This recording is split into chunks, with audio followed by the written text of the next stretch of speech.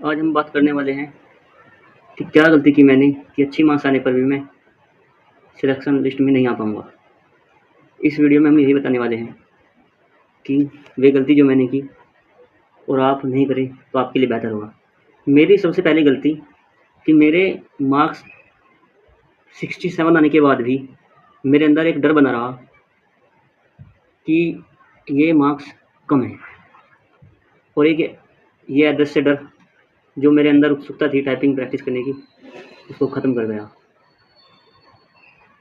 जिसकी वजह से मैंने अपनी टाइपिंग की प्रैक्टिस कम कर दी और ये सोचता रहा कि जब रिजल्ट आ जाएगा उसके बाद ही मैं अपनी प्रैक्टिस को ज़्यादा समय दूँगा, तभी मैं अपना टाइपिंग की प्रैक्टिस को बढ़ाऊँगा।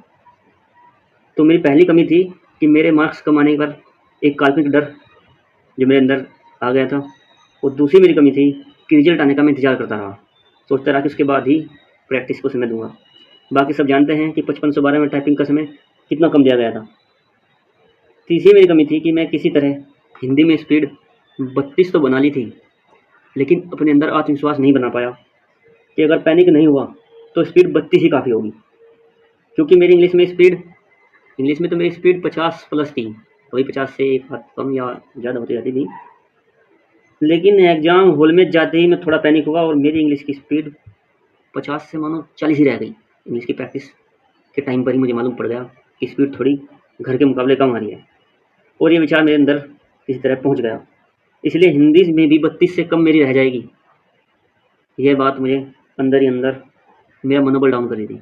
और फिर हुआ भी यही कि कुछ देर बाद 2 मिनट बाद ही हिंदी की प्रैक्टिस या हिंदी की टाइपिंग शुरू हुई, तो मेरी उसमें एक्यूरेसी भी कम हुई, यानी मेरे से गलती बहुत हुई।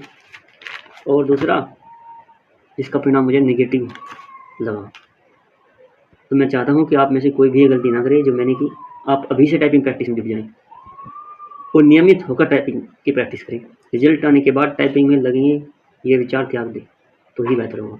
एक बात और ध्यान में रखकर चलें कि कीबोर्ड बदल कर प्रैक्टिस करें। वहाँ पर आयोग तरह-तरह के कीबोर्ड देता है,